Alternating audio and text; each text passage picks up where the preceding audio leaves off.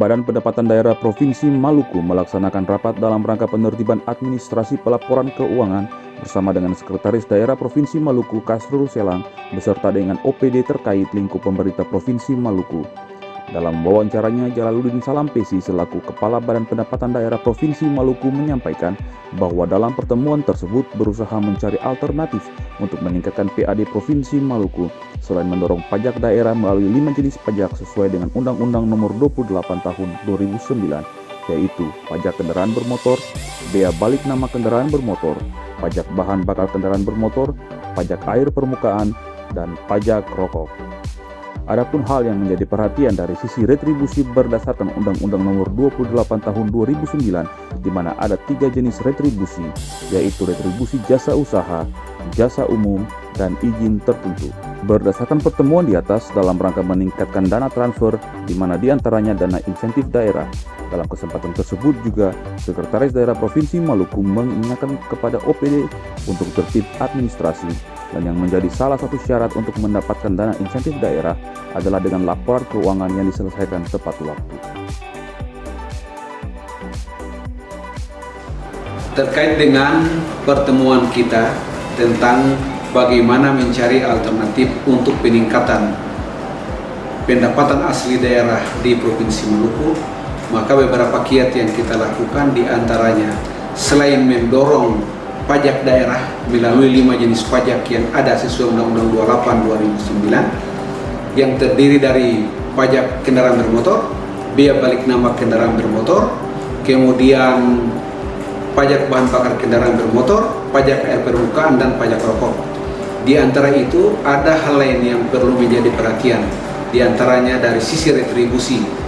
Ada 3 jenis retribusi sebagaimana amanat Undang-Undang 28 2009, yakni retribusi jasa usaha, jasa umum, dan izin tertentu. Dalam konteks itu, ini sudah given dilakukan oleh Badan Pendapatan Daerah. Selain beberapa inovasi yang kita dorong, ada hal lain yang kemudian menjadi sentuhan yang perlu diapresiasi. Atas diskusi kami dengan beberapa OPD dan diskusi dengan Pak Sekretaris Daerah Provinsi Maluku, Pak Insinyur Kasrul Selang, ada dinamika lain yang perlu dilirik, di mana melibatkan seluruh OPD dalam rangka peningkatan dana-dana transfer, di antaranya dana insentif daerah. Dana insentif daerah adalah ruang yang nanti bisa kita manfaatkan untuk bagian dari PAD dari sisi dana transfer. Dalam konteks itu, kami melakukan pertemuan dengan melibatkan OPD tertentu, terutama OPD pemanfaat atau yang mendapatkan dana-dana seperti dana DAK ya, untuk beberapa OPD, diantaranya Dinas Pendidikan, Dinas Kesehatan, kemudian dinas-dinas lain yang secara rutin mendapatkan dana alokasi khusus atau DAK dimaksud. Kemudian OPD-OPD yang terlibat secara umum untuk secara administrasi harus melakukan administrasi keuangan dan administrasi pemerintah daerah seperti dari BKD, kemudian Biro Pemerintahan, Biro Pembangunan, dan OPD-OPD lain yang secara langsung merupakan bagian dari dukungan untuk peningkatan pendapatan dana transfer dimaksud melalui dana insentif daerah, yakni beberapa syarat yang kemudian harus menjadi konsen kita, di mana arahan Pak Sekretaris Daerah dalam penyampaiannya mengingatkan kita terkait dengan tertib administrasi. Dalam konteks itu, pemerintah Provinsi Maluku, di mana salah satu syarat yang menjadi perhatian untuk mendapatkan dana insentif daerah adalah laporan keuangan yang dilakukan secara tepat waktu. Kemudian penyusunan APD harus tepat waktu, dan salah satu SIM kita ya, salah satu lisensi kita yang sudah kita dapatkan akibat dari kerja keras semua pihak, terutama semuanya menindaklanjuti arahan Pak Gubernur, yakni kita semua mendapatkan WTP. Artinya pemerintah daerah mendapatkan predikat wajib tanpa pengecualian, yang kemudian menjadi penilaian untuk prioritas dalam rangka mendapatkan dana insentif daerah dimaksud, selain dari persyaratan-persyaratan lain. Tetapi yang perlu menjadi perhatian kita adalah bagaimana upaya untuk mendorong semua OPD melakukan atau menyampaikan laporan tepat waktu, ya, laporan dari dana alokasi khususnya, laporan dari dana-dana lain, termasuk diantaranya dana insentif daerah kita.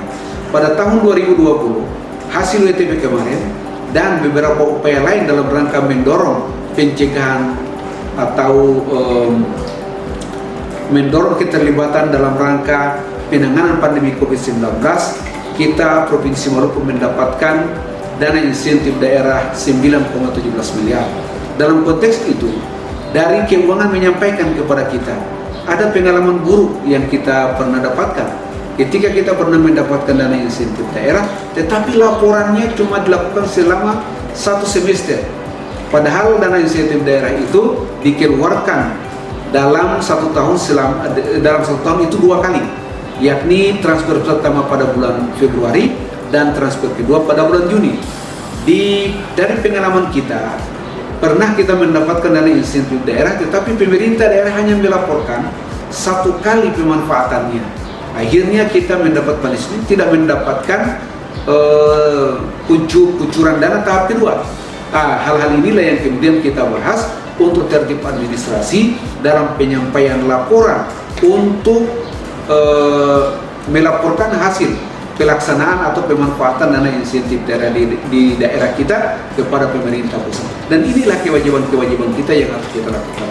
Selain itu, di kesempatan pertemuan yang kita gagas, ada pemateri dari Bapeda, ya, yang kemudian juga memberikan tentang arah perencanaan yang komprehensif untuk melihat secara lebih detail terkait dengan peran secara struktural di masing-masing OPD untuk perencanaan pembangunan yang punya keterkaitan erat dengan dukungan-dukungan untuk mendapatkan dana insentif daerah.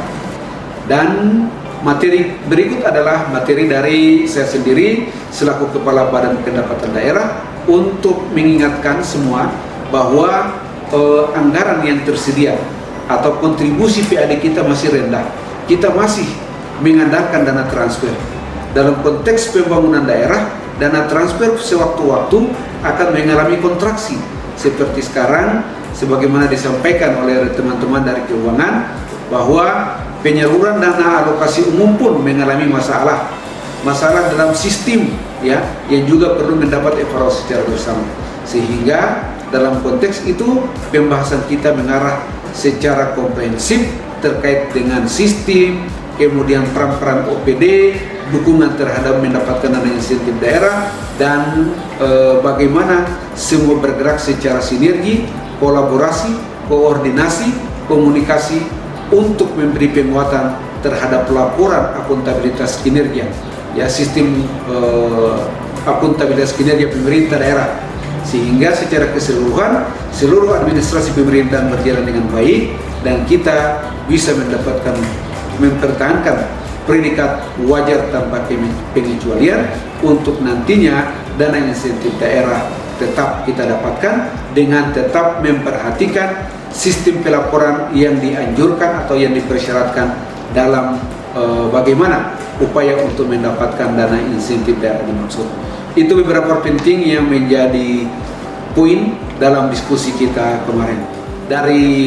Di kesempatan ini saya mengucapkan selamat menjalankan ibadah puasa kepada saudara-saudaraku yang menjalankan. Semoga amal ibadahnya diterima Allah Subhanahu wa taala, Tuhan yang Maha Kuasa, dan teman-teman saudara-saudaraku yang lain tetap menjaga dan menghargai, saling mendorong untuk teman-teman yang menjalankan ibadah puasa. Terima kasih.